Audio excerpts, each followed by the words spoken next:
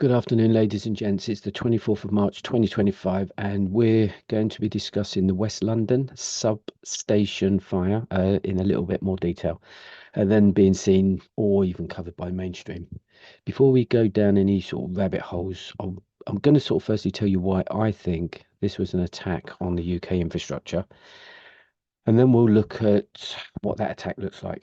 Simply put, the UK, in my view, has experienced its first public attack of the war thus far in the form of hybrid warfare, an attack on UK critical infrastructure, that being the destruction of the electricity substation or the primary transformer there in West London. Now, for any of you that have not seen any of my previous videos or you've no idea what I'm talking about, just let me explain in this video. My view, and remember, guys, this is only my view. And as a disclaimer, I will say right now that I have absolutely no concrete proof to support this view, and it's just my opinion. I believe, just quickly, I believe that World War III started back on the 24th of February 2022, when Russian tanks crossed the Ukrainian border and they started their sort of invasion.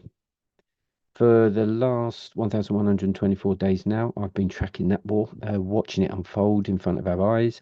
But of course, only if you go looking for the information.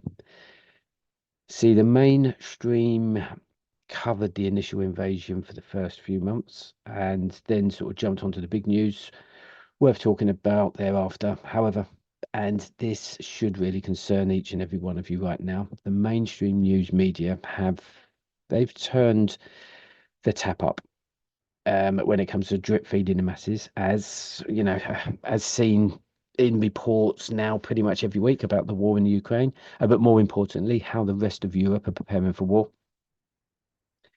And I believe that this was a sabotage attack on UK sort of critical infrastructure in the form of hybrid warfare. The UK is being attacked every single week, as is many other countries across Europe at the moment.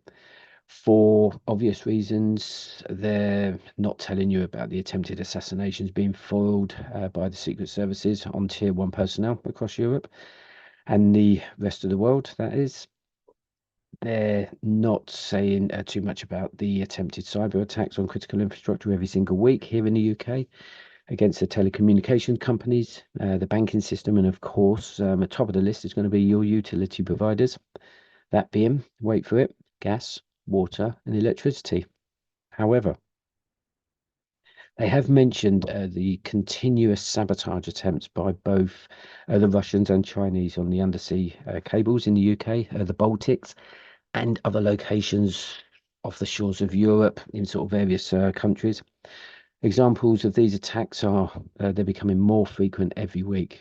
We're hearing about the banking system outages only the week before last, I think. And now we have critical electricity substation taken out just a few days ago in the capital. Mainstream news outlets work alongside the government, guys. So my guess is that you or we will we're not here. We won't hear them really sort of mention sabotage because, of course, the UK government certainly is still drip feeding the masses, convincing us all that there's nothing to worry about yet.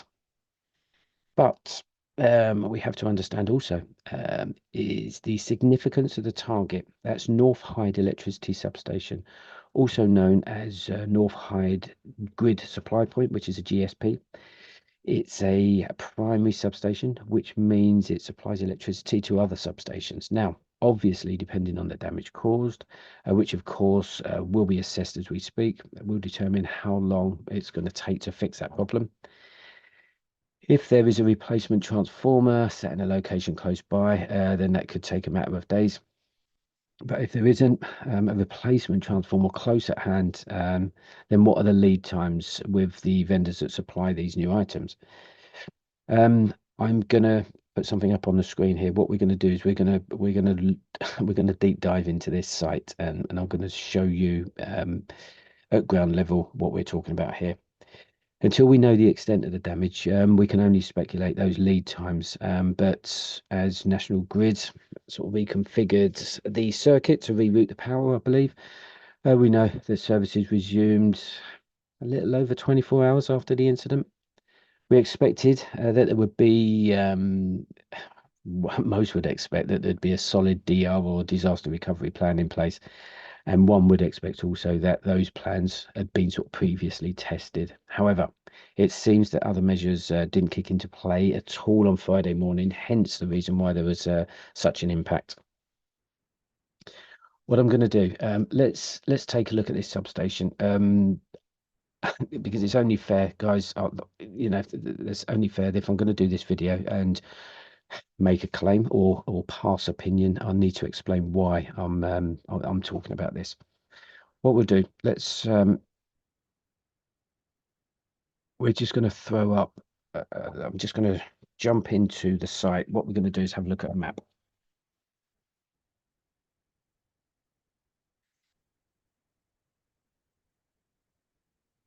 And I think it's only fair at this stage that I provide some kind of context here. In this disclaimer, first, I'm going to confirm that I am not in any way sort of certified or a certified electrician, power or energy engineer, and I've never worked in or with others in the field of the UK network energy, nor the supply or distribution of the said power. Everything I mention in relation from this point on is information pulled from SMEs or subject matter experts, doctors and professors in this field, as well as I will, or I'll talk about information I've pulled from governing bodies in the field, governing these utility providers, and also from other institutes and organizations whom sort of specialize in the design, the construction, and the operations of those environments, such as substations. So I just want to get that out there, guys. I'm just, I'm not, I'm not qualified or certified at all. Now, let's just take a quick look at the substation over there in West London, because, like I just said, it's only fair that you, the viewer, understand what we're talking about. So I'm going to put you down on the ground, and we're going to have a look at that substation so that you will better understand the reasons why I believe, or I believe that we, as in the UK public, should be very concerned with what's just happened. We believe that this site is classed as a primary substation, and long story short, a transformer that caught or was satellite is responsible for converting electricity to higher voltage for long distance transmission and back down to low voltages suitable for customer usage. That's pretty much it for that piece of hardware. We're not going to go into any technicalities or anything like that. It's irrelevant. Okay, so let's have a look. So from the air, okay, you're going to see the substation that's here. To the north of the substation, we've got the Grand Union Canal. To the left, we've got some kind of new development. And to the right, we've got the A312. It's kind of dual carriageway motorway. And then to the south is mainly residential. Let's zoom into this just a little bit so you can see. Right. The two primary transformers at the substation are often used for redundancy and to allow for maintenance or repairs on one transformer whilst the other one sort of continues to supply power, just ensuring a reliable power supply. So I'm going to zoom in. We can see the two transformers here, one on the left and one on the right. The one on the right is the one that caught fire. Okay, and then the one on the left is not. I've got to be careful when I'm using these two words interactively. So primary and secondary, they're both categorized as primary transformers, but there'll be one that's up and operational, and then the other one sat there in a standby mode. Other reasons for having two transformers will be for things like load sharing, capacity, flexibility, standardization, and backup. But we don't need to go into any of that in any real detail. That's not what we're looking for here. There will still be a main transformer out of these two primary transformers, I guess, and we can sort of see that here. Now, when I say this, I don't know because I'm not an engineer. I'm just looking at what I see and I'm just kind of making assumptions. So remember, guys, I made a disclaimer. This is an assumption and an opinion, and I'm not an expert. So the primary transformer on the right seems to have a circuit sort of tapping directly into what they call the electrical substation bus scheme. Let me just explain quickly what this is. We've got the site here. No, let's zoom out because the site is a little bit bigger than that. We have all of the external components out on this field here. And then just to the bottom here, or to the south of that, we've got a collection of buildings. That is known as a substation control center. So that controls everything north of it there. That top area, or the external components, are split in two by this road that goes through the middle there. The two transformers are here. Now, what I was trying to say about these cables, although they're primary, they're both primary, I can only see a set of power cables going into this this electrical sort of whatever that is called there. I can only see cables coming out of here and not out of this secondary one. So what I'm trying to say is this the primary out of the two primary transformers? Anyway, irrelevant. Let's move on quickly. If for any reason, like I said, the secondary sort of transformer, that's going to be the one on the left here, doesn't kick in. Then, we've heard talk about these backup diesel generators, of which, we can see one on the substation here, right? So backup generators was another keyword that's being mentioned. The only backup generator I can see on this site is this orange full, it's a container. It's the size of a 40-foot container. We're going to go down to ground level and look at this vertically in a minute. But that's your backup generator, and there is this would be diesel, and I'm guessing that's a diesel tank. They're connected together. That's going to be a diesel tank feeding into that generator. But we can see, that 40-foot container like box being the generator surely is only to provide backup power to the substation as a site and not power out to the 65,000 buildings and Heathrow Airport. But again, I'm not qualified in this field, so what do I know? Now, I'm going to take you down to ground level because it's easy, it's better. I just wanted you to sort of see what this looks like from the air. Now, if you was to walk or drive around this site, I'm going to just drop us down. We're going to do sort of, we're going to do a map view, street view, sorry. Okay, let's just go back a bit. N Hyde Road is the road that circulates or goes around the outside of the substation. So let's say, for instance, we're driving to the right-hand side here, you can see those outer buildings, the SCC or the Substation Control Center. Okay, we'll go up a little bit more and we'll see. But my guess is that's going to be the main control center. You can even zoom in here, and what we can also see is two small transformers. That's what a transformer looks like. We'll have a look at the ones that set, or the one that's set on 5 in a minute. But these are smaller ones. Okay, so whatever they're doing, they are set outside this control center. Now, my point being, and because we're talking about possible sabotage, that comes in many different forms. But what we're going to be doing is starting with a physical sabotage. So let's just jump across here. What I need to understand is the security around this place. So we've got a 6-foot fence here. If we zoom in, we've got CCTV on the corner of the building there, CCTV there, CCTV here. Okay, so it seems to be quite secure around this entrance here and around this control center. Yep. Okay, so we're going to move on. If we come to here, I'm sure this is going to get it wrong again. Yep. If we come here, we can see again CCTV. And then if you walk around here and we have a look at the side of the building again, CCTV. Okay, so that's all I'm trying to do is point out the security. You have to bear in mind the security if such damage is caused physically by somebody. As you walk or drive down the side of the building, there is another secondary building here. Seems to be probably not as important. There are no CCTV cameras in and around this area at all. And that's it. Now, let's go further up the road here. And as you come around the corner, we got that new development that I talked about to the west. We have the residential buildings or residential buildings behind. Across, I'll show you in a minute, actually. Let's just come up here. Across over to the east will be the motorway over the back there. And then the Grand Union Canal is just at the top of the hill there. First and foremost, let's look at the security. We've got a ring fence. An outer ring fence is about 4 foot tall. You could probably jump over that quite easily. Then we've got a inner ring fence, which is 6 foot-ish, give or take.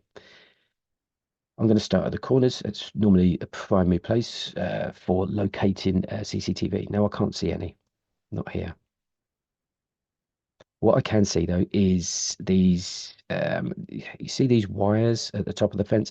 These are kind of sensor cables. So if they're either cut or touched basically what they'll do is they'll sense movement. Now with these cables, they actually go, they're not just on the top of this fence, they go all the way down to the floor in this location here. You can tell that because each of those cables goes into these black, whatever they are. And those black, whatever they are, go all the way down to the ground. So my guess is that sensor, that sensory fence is an inner fence. Right, okay, so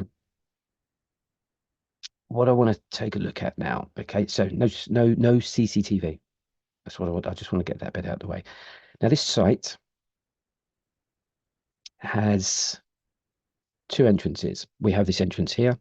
I would say that's your primary entrance in the center of the compound, and then we have a secondary entrance up here. Again, like I say, there is the Grand Union Canal, there is the A312 and the new development of residential buildings. Okay. Let's just get you on the ground again, just here. Right, let's have a look at this. I would say it's your main entrance. We've got your fence, which seems to go all the way around here. We're going to have a little look around. Okay, and that's that. Yeah, it's a shame actually that truck there is right in the way.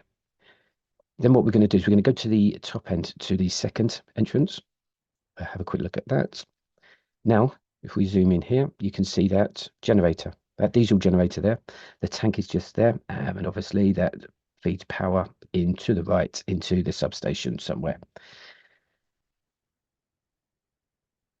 Just go up towards the Grand Union Canal. I just want to have a look at the back of this. Okay, and that's it. So we've got open field here. That's it. Without the CCTV, you could expect somebody to be able to walk across that field up to the fence without being seen. You could expect somebody to walk down this road to the first entrance to a point without being seen. However, what I have seen here are these cameras. Now, these are mobile CCTV cameras. They are better seen at construction sites. You might see them down the sides of in the dual carriageways and motorways when they're doing roadworks. The advantage of this is that they're telescopic, so they're adjustable by height. They can be moved anywhere on site. But this is not a static or a permanent fixture. It's something that could be moved about. I'm not sure whether that one's moved about too much. I don't even know if it's still there. But looking at this camera, it's looking at the entrance. Okay, you've got some sensors on there that could be motion sensors and or night vision. That's the camera is on this entrance. Again, you've got these sensor wires at the top of the fence, okay, and all the way down on this gate, you can tell by these little black dots. Okay, so if you go up to this fence and shake it, my guess is that would trigger an alert or an alarm somewhere. Going back to the main entrance. Just to here, I just want to have a look. Now, if we zoom in here, I can't see any cameras other than, I believe, another one of those mobile CCTV cameras there. I think that's what that is there. And again, it's on this entrance. Right. Okay. Just wanted to get some of that security out of the way. Right. For any of you that doesn't know what one of these transformer looks like that was on fire, this is what one of them looks like. This is the one on the left. Quite a big structure, quite a big bit of kit or hardware. With various different components. We're not going to go into it because it's irrelevant. But that's number one. not number one, that's the one to the left. And then if we come out of here and we have a look, let's just go along a little bit. And then you'll see the second one just through there. So it's the one furthest away from this fence.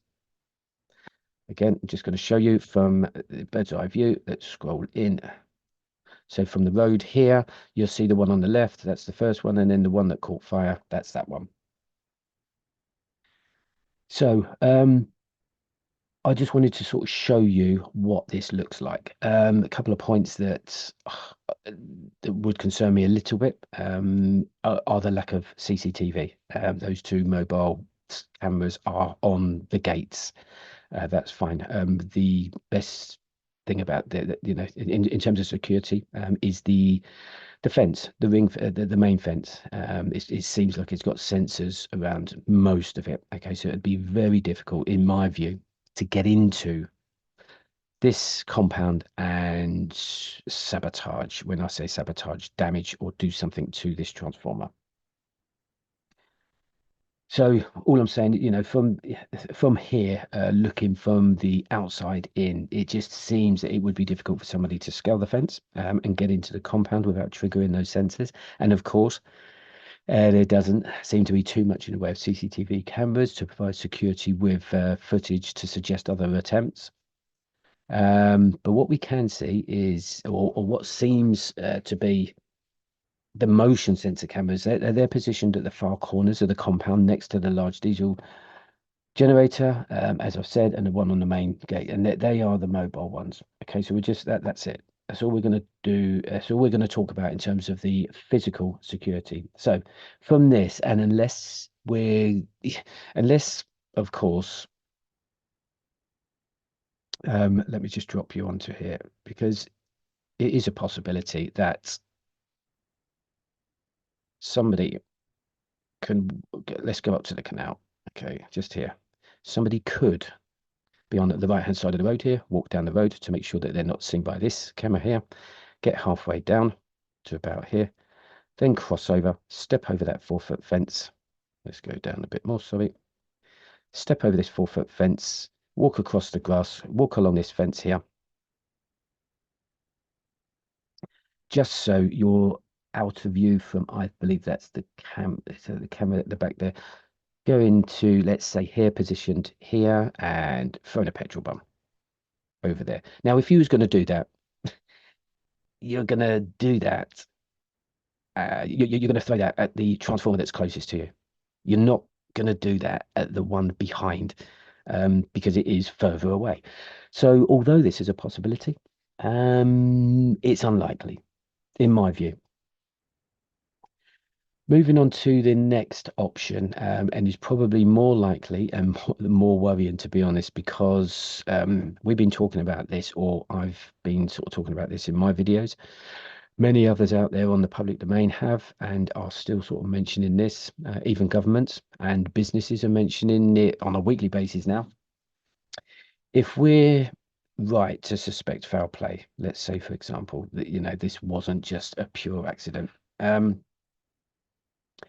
Which would have to be sabotage, and the attack was an internal, non-physical attack in the form of a petrol bomb or other means, then we could be talking about a cyber attack. And that, ladies and gents, is such a huge concern, you wouldn't believe. The latter would mean that our enemies have the ability to hack into critical infrastructure networks and servers, similar to those found at the SCC, or the Substation Control Centre, over there in Hayes, West London, manipulating applications on those servers to, let's say, encourage a fault, resulting in a catastrophic failure. And if that is what we're talking about here, it means that the second most important utility, behind water supplies here in the UK, are more vulnerable than we think. This would be considered an attack on a local level. So you can imagine if, let's say, the same is true, that being the vulnerabilities being the same for the UK power stations at a national level. So what I'm trying to say is, I've just given you a scenario of somebody going over there and physically sabotaging that transformer. But more focused on this place. Wherever it's gone, it's back down here. That's it there. I would be more concerned about that place. That's where your cyber attack would happen. So that's all I wanted to get across, really. That's not all I wanted to get across. That's all I wanted to get across in relation to this site. It's no good me just coming out with that and not having my reasons in why, why I think this. So I have published a couple of videos on this very subject. What would and should you be doing to prepare yourself for the loss of power? If you want to test run this scenario, then just simply go to your fuse box in your home and just switch everything off and don't turn it back on for 72 hours. That is the ultimate test, and I would urge anybody to do this if it's feasible. I mean, it's okay just going off and switching off your fuse boxes. The impact is quite severe, but you won't know what that impact is until you do it. When doing so, I would suggest that you have sort of a pad and pen, and during those 3 days, you keep a small journal. And what you're doing with that journal really is you're recording the impacts. Who in the house was affected by the outage most? So if you've got kids who are always on social media, of which most of them are, without their phones for 24 hours, are they getting uptight? Are they getting grouchy? Have they got the ump? Are they getting emotionally involved? Is there any mental health issues coming out? Have we got anxiety going off? What I'm trying to say is you need to record the impact to the people that live in your house. And then also you need to sort of record your simple tasks of eating or how you're getting around these simple tasks of eating, washing, getting around lighting at night, heat, your charging, which you're going to struggle with cooking if electric cookers are being used because air fryers and microwaves, they're gone. So what do you run out of? What items didn't you have? And that could be sort of something as simple as no candles, nor batteries for a torch. I'll be doing something. I'll be doing this exact test, to be honest with you, at my home. And when I do, I will make sure that I video this, highlighting and recording the whole experience. Anyway, slightly off track, but the reality is, if this is a cyber attack on critical infrastructure, then we here in the UK have a very big problem. I've tried to understand this area of knowledge as I'm not at all experienced in this field, but I have managed to find some experts in the sort of network power and energy arena. I'm just going to highlight some of their findings published only a couple of days ago regarding the substation fire, and I just want you to sort of listen to what they're sort of saying. A doctor in engineering states, unfortunately, there is no resilience built into the national grid because they still rely on the old technology in substations that use copper windings to distribute power rather than new technology, such as solid state. I've actually personally, I've heard of this technology after working in IT for 25 years. Old computers and server hard drives are used to work on sort of spinning disks, having sort of data written to them. Solid state drives have data written to that they are sort of flash memory chips instead. So no moving parts and can store a lot more data on a lot smaller semiconductor chips. In terms of solid state substations, the professor in this case, refers to the solid state technology being able to provide large amounts of power to customers from substations the size of suitcases. So a massive, massive advantage there.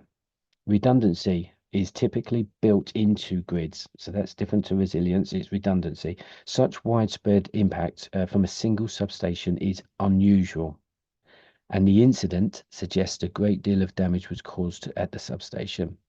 They say that whilst transformer failures do occur, 2.4% to 4% over a 40-year lifespan, fires causing mass outages are rare. However, The oil cooled equipment in substations pose inherent fire risks, particularly from aging infrastructure and overloaded systems. It could take weeks before we hear any answers, reasons, and root cause analysis on this incident. The investigators will look at the equipment forensics and grid resilience reviews. They also say, with a transformer fire, one suggests that prudent grid operators should carry surplus equipment in their stock for an event like this.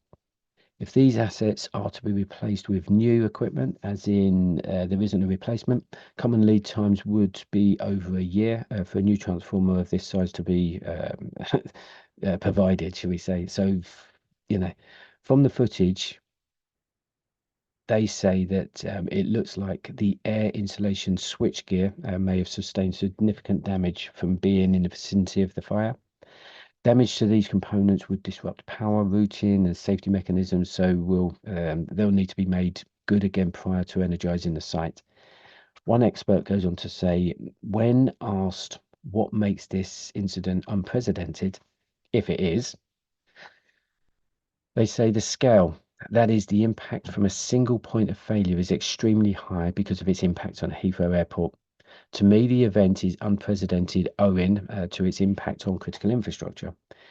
Complete airport shutdowns due to power failure is extremely rare. This suggests a, simu what's that? A simultaneous loss of primary, secondary, and backup power sources, which is unusual. And to finish this piece off, another expert says it is very unusual for big substations like this to catch fire. This is a very rare event. Substations are built and operated according to very strict standards, and they're monitored 24/7. There are also many automatic devices in substations like this to deal with such faults. And that, ladies and gents, tells me one thing. But actually, before I answer that, it's been 72 hours since the event, and I just wanted to sort of tell you what everyone will be listening to and read and whatever rubbish people have been fed over the weekend. Um, how the entire incident is all about Heathrow Airport, because of course it's one of, if not the largest airport in Europe, but because it's classed as in the airport is classed as what we call a counter value target, better known as it's critical infrastructure. So it's non-military, but it's critical. We're hearing almost immediately that the authorities have already ruled out foul play. But don't be misled by that, because experts say that it's going to take a lot longer than 24 hours to determine root cause for this significant, unprecedented incident. First and foremost, the media work alongside the government. They work hand in hand, and they always have done. There will be pieces of information, of course, that the media want to push in front of our noses, but simply can't without the government say so. One of those scenarios would involve those two overpowering words, and that is national security. Now, let's actually let's get out of that rabbit hole before we go off on a tangent. The BBC reported over the weekend that the cause of the fire, the cause was a fire. So, thank you very much for, stating the fucking obvious. But then go on to tell everyone the numbers of the impacts: the 1,300 flights, the 200,000 passengers were affected, the 60,000 properties affected, and blah, blah, blah, blah, blah. Let's get rid of the bluster bullshit, because it's not important for this video, but my best wishes are with all of those that were affected. So someone asked me two questions yesterday. The first one was, how is the power back online at Heathrow Airport already after the damage caused by the fire? Well, in the ideal world, the power it should never have gone off in the first place, but it did. Once the fire was out and the circuit was isolated, the circuit would have been sort of configured to reroute power from other substations to the airport and other affected areas. The second question was, if this is sabotage, then how was it done? But that's the multi-million pound question. And that brings me on to the question that millions of people still out there will be asking, even after being sort of shunned aside by the media. So I can relate to this question after sort of working in IT for 25 years and understanding the many different sort of security levels implemented across different IT infrastructures. To keep this basic though, there is a physical security, that being CCTV, swipe cards, or ID cards for building access. You've got biometrics to control human access to critical equipment. You then have what I would call logical internal software related security. This is commonly sort of seen across the world in most businesses in the form of software, firewalls, antivirus, security updates and patching, monitoring tools and observability, and quite frankly, the list goes on. When I first listened to the report on Friday morning about the substation transformer sort of being alight, I immediately thought along the lines of suspicion.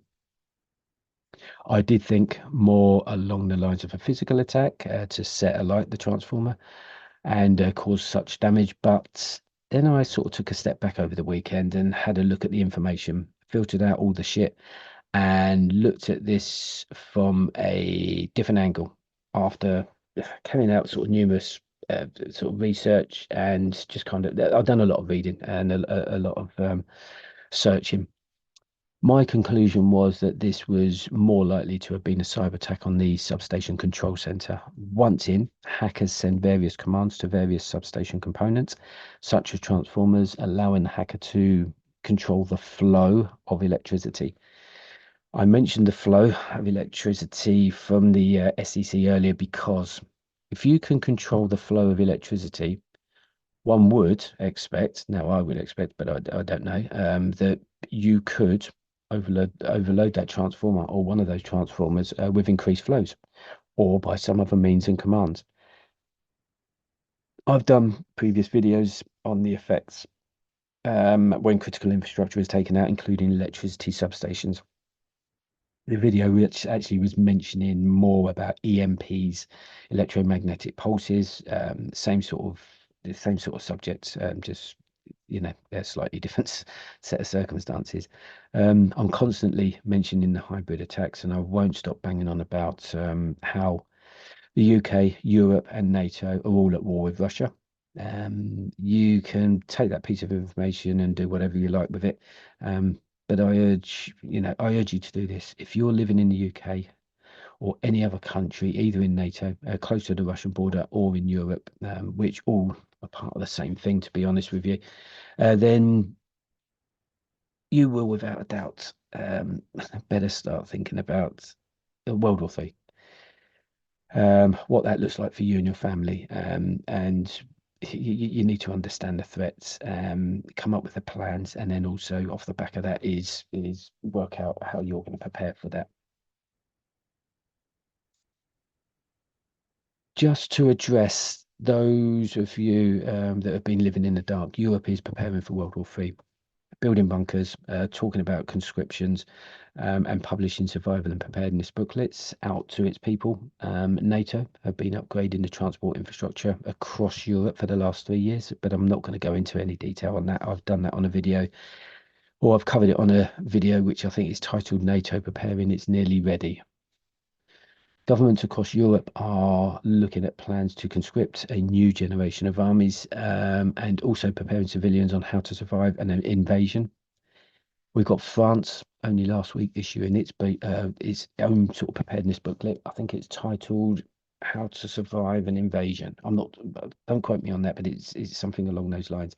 And basically, what that's doing is giving citizens tips on how to join the military, the reservists, and also preparation tips on equipment in terms of food and water, medicines, toiletries, and that kind of stuff. All the sort of stuff that you need to have stored. Poland are conscripting all adult men to receive military training in preparing them to fight and protect their country. We're only talking about preparedness booklets in this short piece, but Norway are conducting exercises next year. But my guess is it's more likely to be sometime this year, which will involve their civilians practicing how to flee into Finland across the border in order to escape an invading Russian army.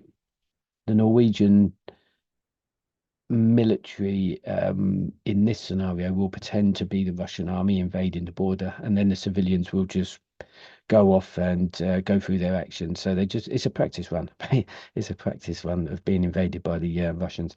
And Norway have already published their preparedness booklet in November, with Finland issuing their booklets to about 5.2 million people, all of which can be found online. Last summer, Denmark also done the same, providing its people with information on how to prepare for emergencies. And Germany have already disclosed that they have a 1,000 page top secret World War III preparedness document. That's not for you and I. That will be their preparedness. That will be government, intelligence, and military, where they talk about, sort of safe buildings, bunkers, and much more. We got Estonia, Latvia, and Lithuania have also published and released their preparedness booklets.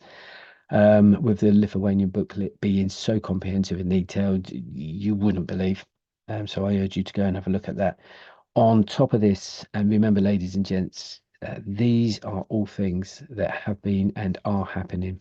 All this information that that I'm sort of telling you about, and that has been announced online mainly, instead of the mainstream news outlets, for reasons I continuously talk about, that being the government's not wanting to panic its nations, is all available. We have, on top of this, the EU has just announced an emergency 800 billion euro emergency defence spending fund to be put into action immediately. And only yesterday or the day before, there are talks about the EU possibly trying to free up public assets and capital to the tune of 10 trillion euros to inject into the NATO and EU war machine. So, guys, that's the reason why I'm I think like this, because I've been tracking the war for so long. I've seen everything that's unfolding. I'm seeing the preparations. You're seeing this, or you're not. I'm seeing this, but you can go and see that this information's out there. Is basically what I'm trying to say. Please don't go away from this video thinking that I'm talking a load of shit. Everything I've just sort of mentioned can be verified on many of the official government websites if you go and look for it, and other sort of official online platforms. Honestly, if there's still people listening to this and walking away thinking this is a load of rubbish, then just don't return to this channel. I can recommend actually other channels for you to take a look at that might be better. We've got Bonnie Blue bonking hundreds of 18-year-olds, making her a millionaire. That might be all right for you. Or Catherine and Omar from Sisters in the City. How about famous celebrities who underwent a gender transition? You can recap on some of those old Love Island favourite parts. But if that doesn't quite do it for you anyway, then just follow Trump on X. That's where you'll find your entertainment, I think. I've done a video on such outages, and in fact, I've done quite a few, quite a few videos. Let me just come out of this. I was going to have to leave that there. I've done many videos, or about, not many, not hundreds. I've done quite a few videos. And I cover all sorts of subjects. So anything from basic preparedness to, war updates. So, right from the very beginning, go right back to the very beginning. The first 20 videos is, the foundation of this site. It's a fairly new site. It's a fairly new channel, shall we say. It isn't something that I've done before. Yes, the content might not be as professional as some of the other channels out there. But let me get this message across to you first. I'm not a YouTuber. I'm a prepper. Numbers in terms of views, likes, and subs, they're always good, but they don't really bother me. If I can get 10 views of a video and I have provided just one of those people with some critical information that might one day save their lives and the lives of their families, then I've done my job.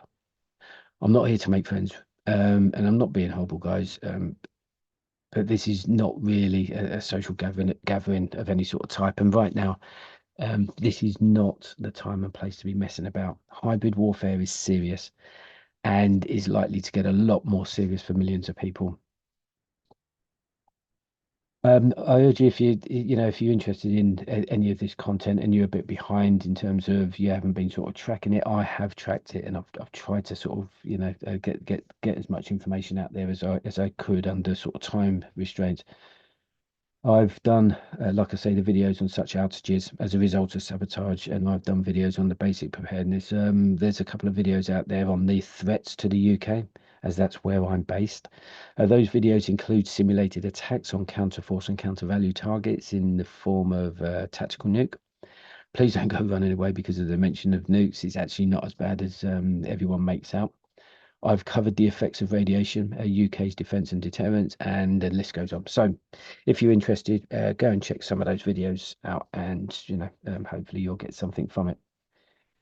I'm here to tell you that your lives could be turned upside down in a matter of minutes, and I just want to get that message across. So, if you're new to this channel, my final motto is get yourselves military fit and infantry aware. Keep an ear to the ground and just get yourselves prepared, guys.